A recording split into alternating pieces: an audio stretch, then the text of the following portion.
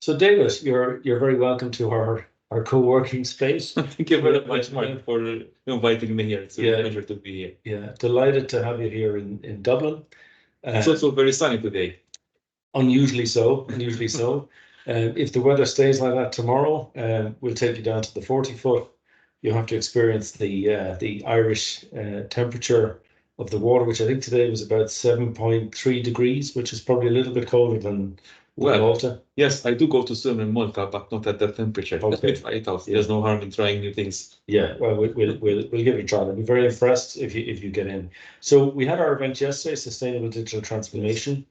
Brilliant insights that you gave us in your talk, and a lot of great content that you refer to from your book. Thank you. Which I think we'll share in the link in the comments. The one that really stood out for me is your focus on the human element. When we think of technology, technologists can often think of it very binary, ones and zeros, but what makes it work or what makes it fail is always the human element. And you talk a lot about digital wellness. Now, the biggest thing that everybody's talking about right now is generative AI, Microsoft Copilot, ChatGPT. Where do you see both the opportunities and the threats there to digital wellness, both at the individual level and also at the organizational level? Very interesting question. Well, for starters, I think generative AI, like any other new technology in the market, is going to revolutionize the way we do work. So clearly, this has an impact on anything we do. And this includes on the type of work that we do, type of routines, and the way which we interact with each other, right? And I can understand that everyone in life, when he's at work, there is some boring stuff that we do, and there is some more interesting stuff that we like to do. One opportunity that I see that generative AI can help us navigate through our work is it can help us to remove more of the boring stuff that we do and focus a bit more on what excites us, what is novel, what is creative, what is basically creating more value added to the organization, and also dedicating more time for building relationships. So organizations in the past, when we had the Industrial Revolution, organizations were mostly about transactions, creating an efficient process, maximizing profit, optimizing everything. Everything was brought down to a science. But the human being really is not an object which can be regulated. A human being has emotions, he has aspirations, he has motivations. And by using this type of technology where you can automate and create automation in tasks, not just the very simple tasks, but also more complex operations that involve an element of intelligence, but still there is an element of repetition, okay? We can put ourselves in a place where we are constantly in a constant state of thinking and creating. And this, in a way, is exciting, but it has also its pitfalls because human beings like once in a while, obviously, to also have an element of routine and stability, which is necessary because in a way it relieves the stress and anxiety that too much thinking and too much creativity creates. So on the one hand, yes, we are becoming more attuned to who we are because human beings are creative beings, but at the same time, it creates an element of uncertainty within organizations in that we are constantly changing and constantly in a mode of creation, which creates, in a way, some added stress to what we do. Yeah, that's really, really insightful. My own reflection on it from an organizational perspective, I see huge benefits to the organization, particularly if you think about the natural cycle of people joining and leaving an organization. and the learnings that they make, and they take their expertise with them, they take their knowledge with them, and that's often lost. There's a great opportunity to harness the entire knowledge that has been built up over many years in an organization. Now, conversely, you may find that if an organization is implementing such a project with that as the goal in mind, that they may experience resistance from exactly the people that they want to harness that knowledge from, because they will fear, depending on the culture of the organization, that this could be making them obsolete. So I think that there's very much a need for a company to be transparent about their goals for generative AI, what they really wanted to do. I was really interested to see an article on the BBC saying that could generative AI be the catalyst for the 4-day week in terms of the drive for productivity? Certainly in companies that have the right ethos, it could well be. For companies who have a ruthless ethos, it may be a case that they're looking to replace those older, more expensive workers with maybe younger, less experienced workers. So I think that those conversations are going to have to happen in terms of setting the goals and being transparent about them for what you want to do with your generative AI project. Definitely, I agree. The question is obviously generative AI is bound to increase the size of the cake. So the value added that the organization is going to generate will increase. The issue is how will that organization distribute that added value? Will it keep it all to itself in the form of profits, or will it disseminate that value across the whole organization? And I believe, to be honest, disseminating the proceeds or disseminating this added value to everyone is not only ethical and right, but is also the way to go, even from a profit orientation point of view. Why? Because the moment that you are sharing what you are gaining, you are creating a sense of well-being inside the organization. You're creating trust. You're creating commitment to the company's goals in the future to succeed together and generate even more gains together. Mm-hmm. Yeah, there's one business owner said there's no shortcut to um, having employees having a sense of ownership of the company other than giving them true ownership in the company. And I think in terms of, another phrase in terms of the best predictor of the future is past behavior. So let's see how particular companies behaved in the past, is going to predict what they're going to do in the future. So those that, for example, had very profitable years and had a blip of a quarter and decided to reduce headcount, versus those that essentially sort of put aside funds to ride out those inevitable bumps in the road. You'll see probably from that what their goals are going to be in terms of a program like this. Yes, a case in point, what you're saying is the COVID period, especially for the tourism industry. Mm-hmm. I come from an island where tourism is quite a big industry. And during COVID, obviously, the borders were closed and tourists didn't come, which means that hotels had excess employment where they weren't being utilized on the job. And you could see those players who downsized immediately and removed the people that they were employing because they didn't have business.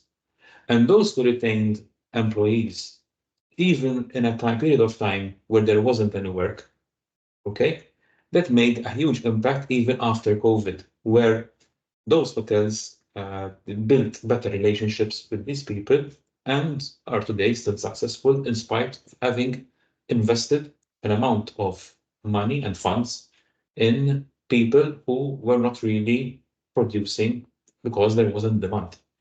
Mm-hmm. Yeah, it's COVID was certainly something that shone a light on everybody. Yes. It shone a light on businesses and organizations. It shone a light on politicians. We saw which countries responded well. Yes. And in a very successful manner.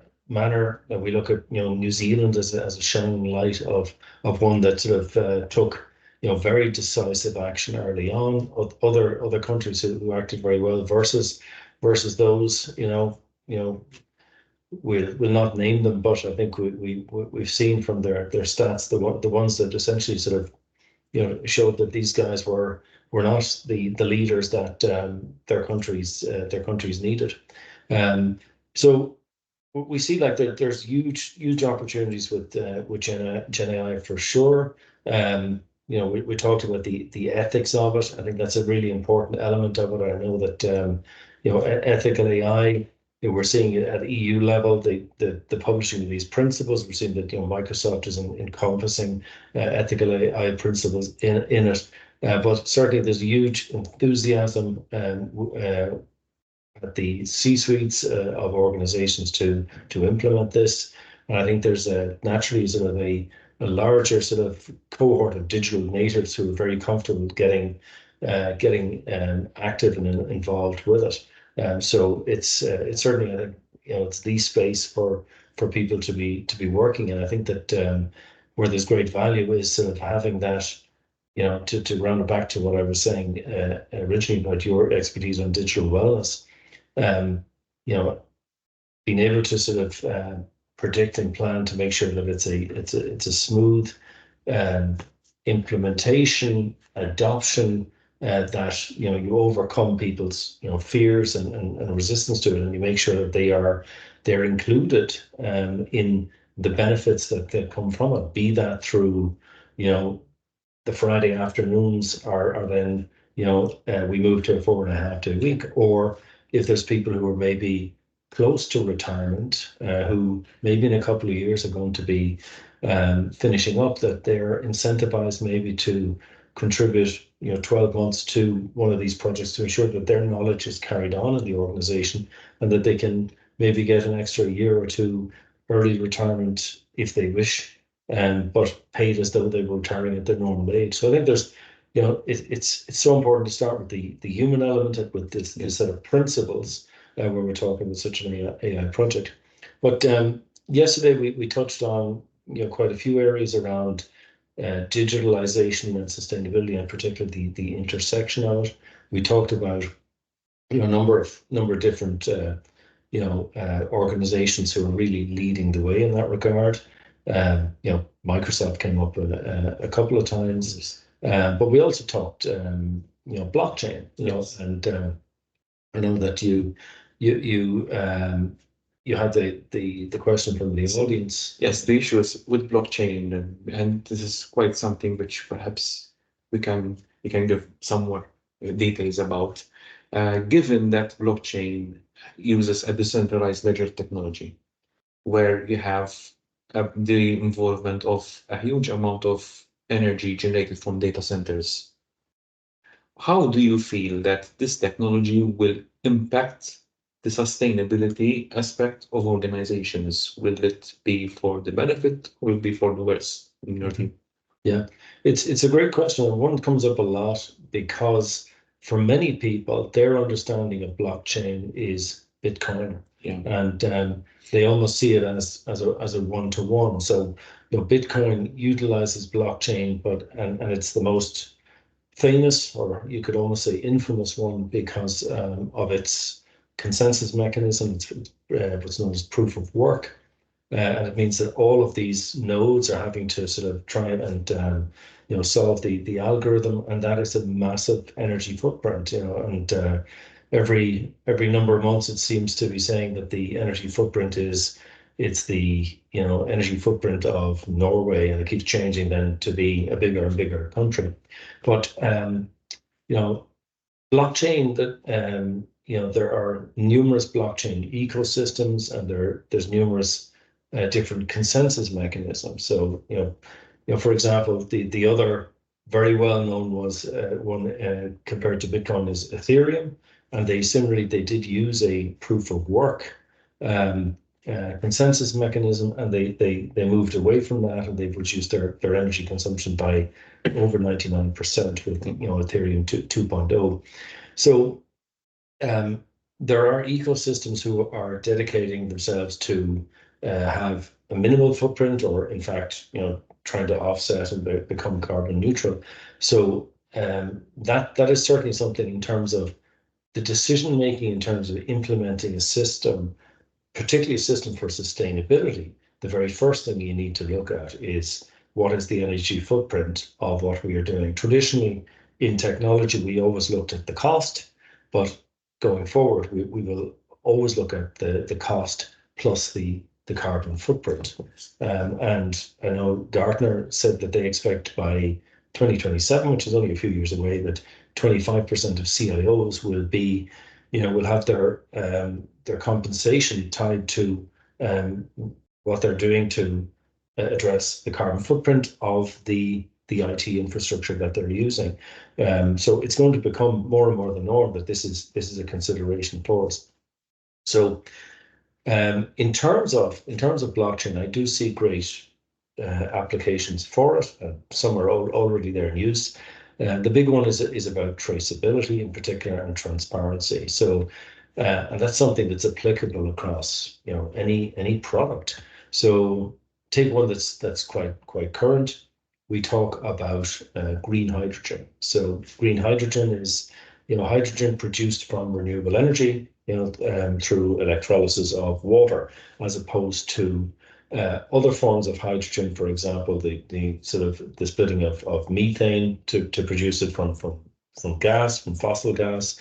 There's other forms of hydrogen that can be produced by fossil fuels. So green hydrogen is being pushed as a fuel of the future for potentially for heavy goods vehicles, for ferries, for construction equipment. Something that to do battery electric for those would be unfeasible in terms of the size of the batteries for these lengthy journeys. So hydrogen is certainly a fuel that's got great potential there, but there's only value if we're producing from a clean source. So one of the things that you want to do is you need that provenance, you need that certification, and that will trace it back to exactly where it was produced and the verification that it was coming from a renewable energy plant. So there, I see that blockchain has a really key role to. So what are you saying, that through distributed ledger technology, we can actually build more trust on the basis of actual activities that are favoring sustainability? Absolutely. And what I'd also say is that this is also an opportunity, which maybe the Big Four may not be as happy about this, but with the Corporate Sustainability Reporting Directive, sustainability claims that are made in your sustainability report, which has to be part of your annual report, need to be independently verified. So that means the auditing firms will be verifying that report. Now, what you can do is if you are utilizing, maybe it's a combination of technologies that you could be getting information from IoT. You could be using AI to verify and weed out fraud, and you're publishing this information onto the blockchain of these sustainability claims. You have effectively achieved always-on auditing of all of these transactions. So the auditors may need to just verify the system rather than the individual records. Which brings me to mind what you're saying, that I believe that DLT is highly suited for supply chain systems, because you have a large ecosystems of different stakeholders who are interacting together, right? So how do you see that the fact that it gives a traceability component to the different transactions that are arising from different suppliers, do you see this as an opportunity to show traceability of the sustainability, for example, construction, right?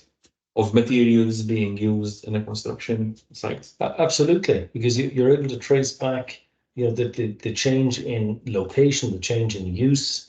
That's another powerful thing as well, to see what we'd consider to be the total carbon footprint of a particular product. Because while you can measure the carbon footprint of something as it's produced in the factory, then it goes on its journey, and it's the case of no different if we think about the analogy of tracking a parcel coming from UPS or DHL. We see all the stages that it's at on the journey. all these touch points. We can certainly have these different touch points calculating the total carbon footprint. So I believe that's a great potential there for us to get a handle on, in particular, the scope 3 or supply chain emissions. So there's lots of opportunity, lots of potential there, and there's companies that are working on that. And if I name one in terms of that I've been following very closely for a number of years now is VChain, that was set up by the former CIO at LVMH, and initially it was focused on the traceability of its own goods, to ensure that this is demonstrating that you have the actual product, not a fake version of the product. But what they've done at VChain is they've really embraced the sustainability potential for the blockchain. They focused on it in terms of their ecosystem itself, how they've architected that, and they're very much aligning to that. So I think that it's a great opportunity for companies working in sustainable tech to partner with, to get the benefits of that, that automation in terms of the traceability, the transparency, and importantly for what we talked about in terms of the auditing capability is what we call the immutability, is that once it has been verified and published on there, it cannot be manipulated. So it is something that you can rely on. So in a way, it can be interlinked to the circular economy cycle. Absolutely. Yeah. And one other thing that be quite exciting there as well, I know that they've gone this route as well, is if we talk about our sustainability activities, if they are verified there, can we also tag them to the relevant sustainable development goal from the UN and make that available, that they can sort of make it's open, it's public blockchain, make it available for them to sort of pull in and to report on. So it's all about that transparency. So I see great opportunities for there. In terms of other things that came up in our conversation, you talked quite a lot about digital maturity and knowing where you are and in terms of where you want to go to. And I think we shared this the other day, where just the famous or Irish story about the tourist who was in the middle of a field and was lost, and he was trying to get to a particular town, and he asked the farmer about how to get there, and the farmer was thinking about it and saying, well, if I wanted to get there, I wouldn't start from here. So that's probably analogous to maybe this situation that some companies find themselves in terms of what their digital strategy is in terms of from the starting point, particularly for a lot of younger organizations who essentially they're so focused on getting established that they're using very rudimentary technology, but also for very well-established companies who may have a lot of legacy tech that has been built many years ago, and probably the people who maintained it have retired. This is long before generative AI, so that knowledge is lost to them. So tell us a bit about digital maturity. How do you know where you are? How do you know what to prioritize? Yes, when I was young, I was a scout, and the motto of scouts is be prepared. And I think organizations in the digital world, like in any other world, they have to be prepared for change, because change is inevitable. Now you can decide, either you grow old or you mature. Or you die. So ultimately, it is your choice to control your destination. The issue is that unlike a human being, when you are growing or maturing, the goals of an organization and the end post is also changing.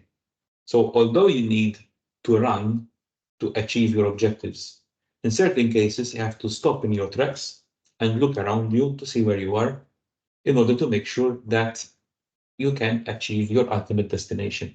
And also to that it's very important to stop for a moment, because you may be going in the wrong direction. And if you're running fast, you're just running faster in the wrong direction. So knowing where you are is a really important starting point. Yes, it's very good. In fact, one of the issues, I think, first of all, it's made us be very, I always emphasize this. Technology is not a solution, it's a tool.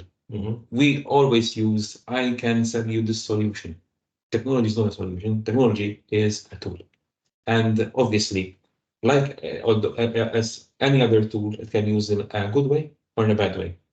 Now, if you have processes which are highly inefficient, automating inefficient processes make them even more inefficient. Will be automating inefficiency, essentially. So in order to introduce digital tools, first you need to bring your house in order.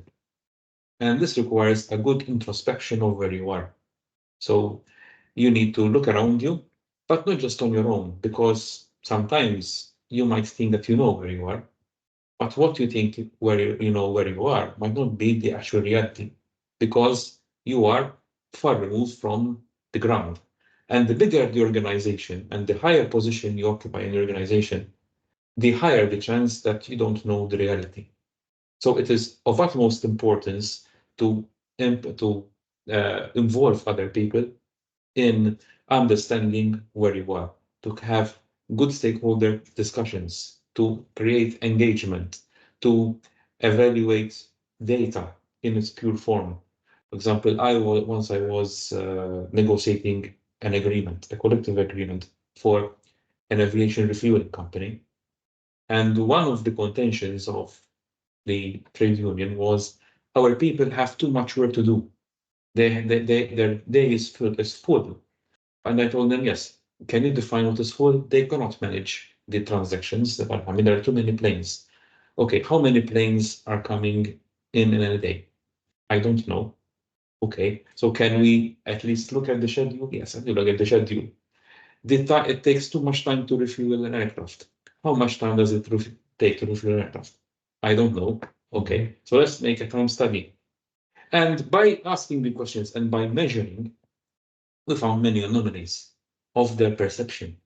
That the reality was, it is true that at certain times of the day, they were overworked, but in 40% of the time, they had nothing to do. So by looking at the data and knowing where you are today, you can rearrange how you work in order to produce a better decision. So in other words, if you have a wrong perception of where you are, you will come with a wrong decision of where you want to go. So it is always definitely very important to understand where you are by measuring, by consulting with people and engaging, but not just measuring at one point in time, because consultants suffer from this disease. I call it a disease because they measure an organization and take one snapshot. So where is it? Where is the organization today? And by the time they measure and give their recommendations, a lot of time has passed and the situation might be different. So you need to take different snapshots of the organization at different points of time to see how it is in reality, because you might have measured the organization at the wrong moment and the performance is not up to speed. You know, in a way, it's like me measuring my blood pressure or my blood sugar and not eating sweets for a week so that I can cheat the system. Yeah. You know, Yeah. so you have to be consistent. Yeah. Yeah. And even in terms of consulting people, when do you get real value out of people? I used to hold different consultations and engagements with people. And during the actual meeting, no one tells you problems.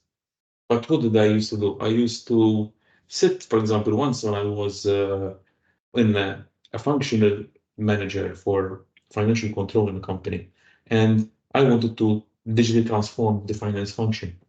And I used to spend a lot of time creating meetings.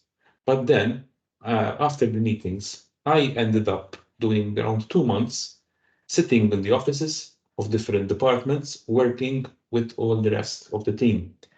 And you can see that people then start to open up. In a way, it's like a reality show. Initially, in a reality show, everyone is artificial. Best foot forward. Yes. But then you see the mask slips eventually, and you see reality. Exactly. Yeah. And then you start by realizing the problems. You know, people start to speak to you. They start to tell you what they feel.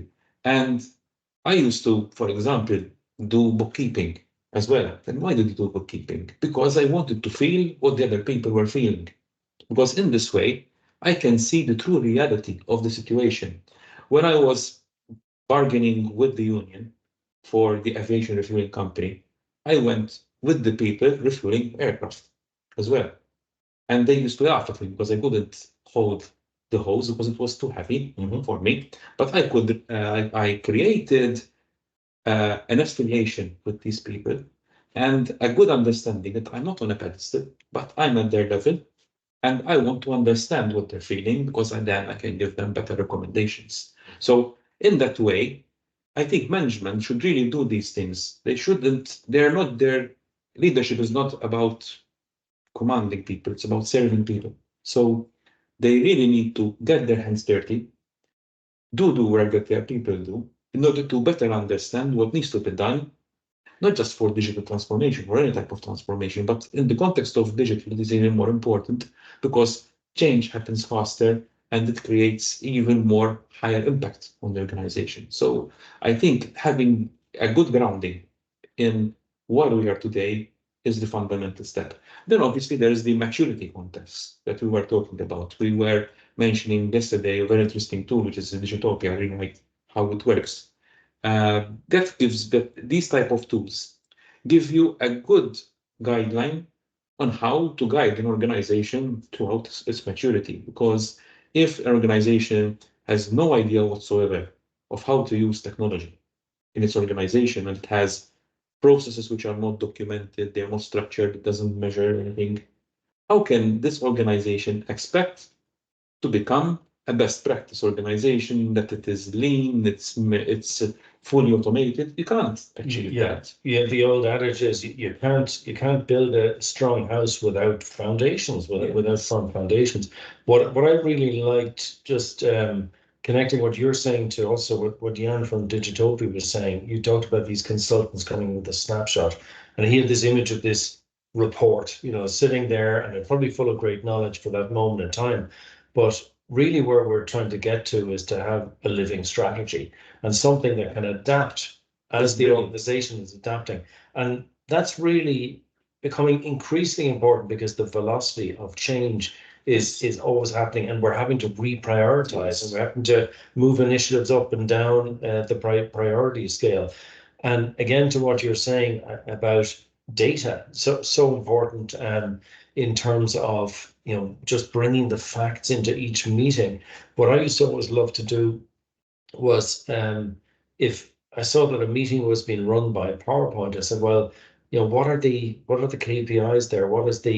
What's the real data? And let's get a dashboard up there and let's run the meetings using a dashboard, because then you're avoiding all of the wasted time, people giving conflicting opinions about where we're at, and we're saying, well, we have one truth, and the truth is that's up there. Now, if people have an issue with it on the dashboard, you make sure that it's bulletproof in terms of it's telling the accurate story based on the data. But what you find, and certainly what I found, is that people will, first of all, they'll try and discredit the dashboard until you prove that it's correct. Then you show them the underlying data, and then they'll come to you outside the meeting and say, how do I move myself up from red to green on that? And you show them, and then that's how you're driving the behavior. So huge fan of using technology in that way to give you that, that picture of what's always up to date. And certainly conversations that we've had with a lot of CSOs, chief sustainability officers, it's now changing. But one of their biggest challenges over the last number of years is that they were, I guess, very neglected in terms of the technology that was made available to them, and they didn't have an always on real time picture of the sustainability performance of the organization. They tended to get a lot of stuff pulled through in spreadsheets at the end of the year, and they'd get the picture at the end of the year and realize, actually, we spent so much time doing the admin pulling this together that we spend less time on the improvements. So I think there's great opportunity there for technology, particularly IoT technology, in terms of getting those data feeds automated into a system of record and getting those all always on dashboards. And again, company that I'm very fond of, Microsoft, because of their products, but also their ethos and what they're doing with Microsoft Cloud for Sustainability is for those very large organizations. Great opportunity to pull across all of those data feeds. To attach to what you're saying, when you mentioned IoT, obviously one of the advantages of IoT is that it has driven the cost of acquisition of data at a very low level. The issue today is not about acquisition, but it's about attention.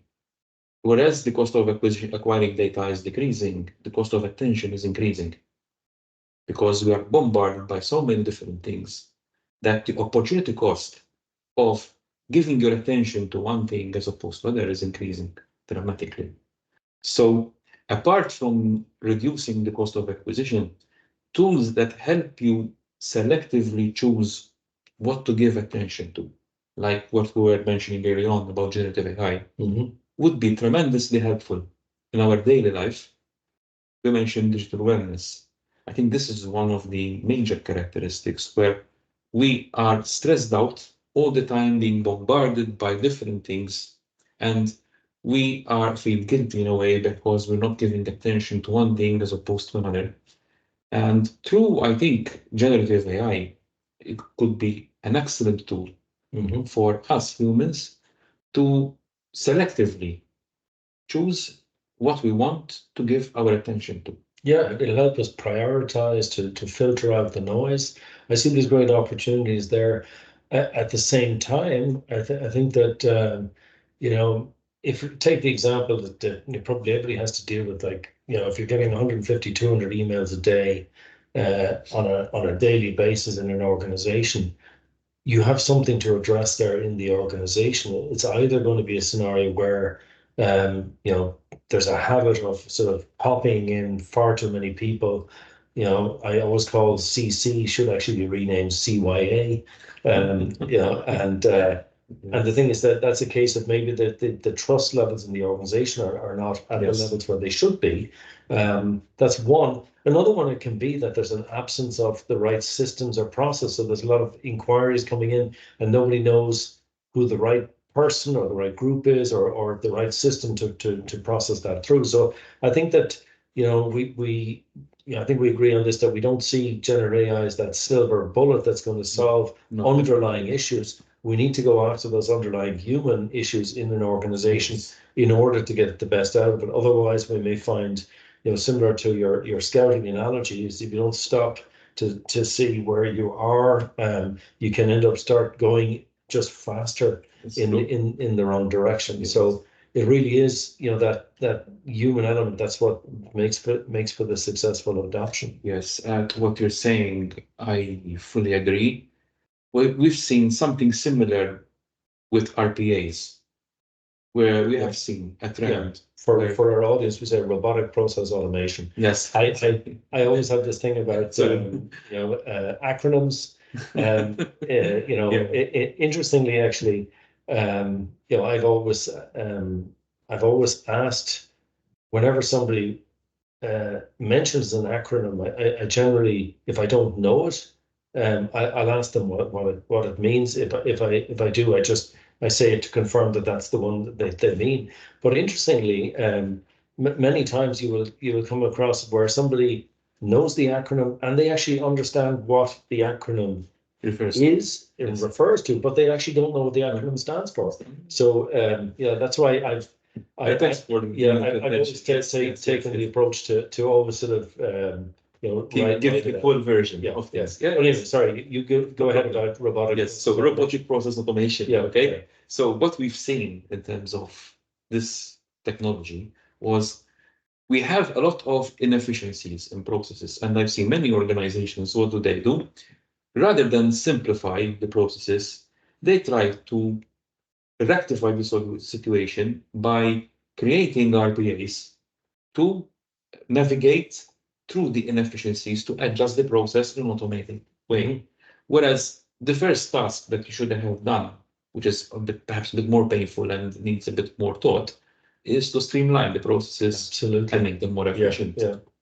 Now, what we could see as a similar trend in generative AI is we don't want to, in a way,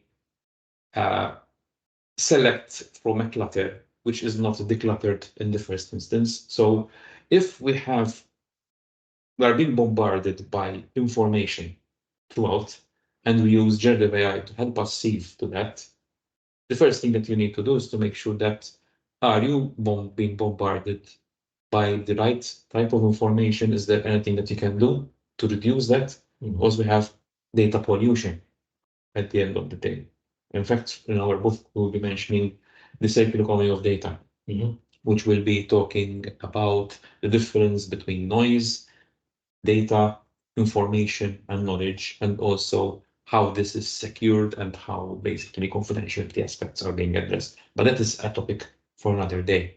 But the issue there is, in the first place, let's reduce the noise and then use technology to help us to sieve the data. Yeah, this is the best way of how to look at it. Yeah.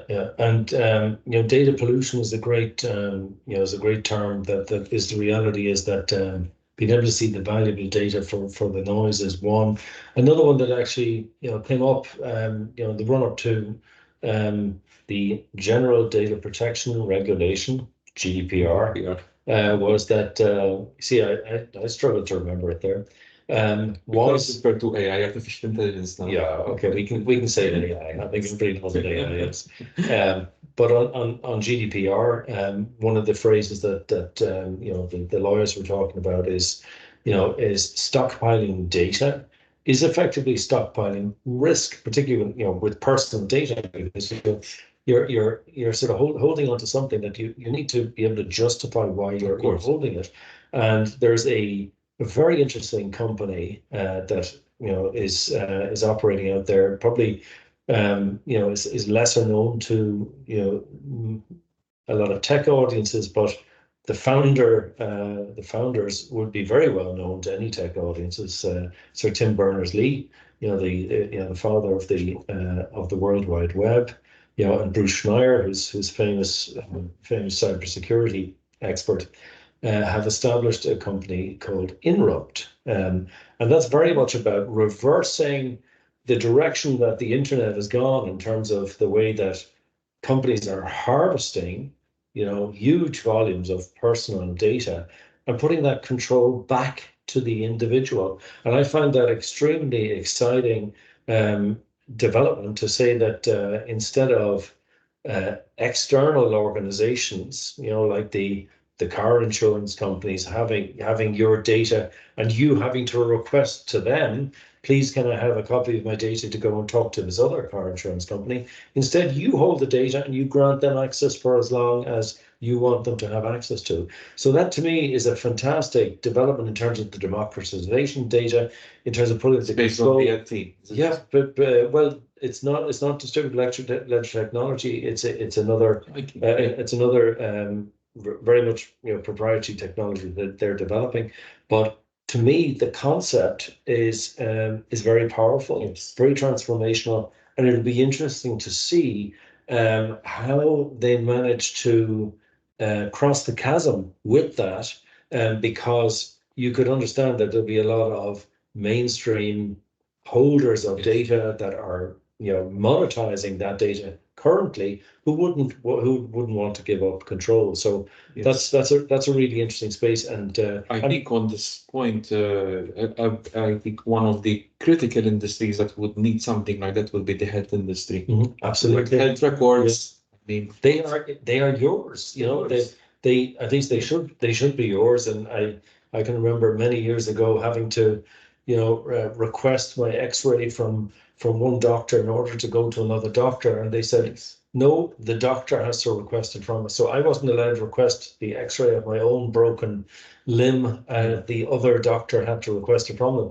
So surely it should be that you hold the entirety of your What was shocking from my experience was once I visited a doctor a couple of weeks ago for something.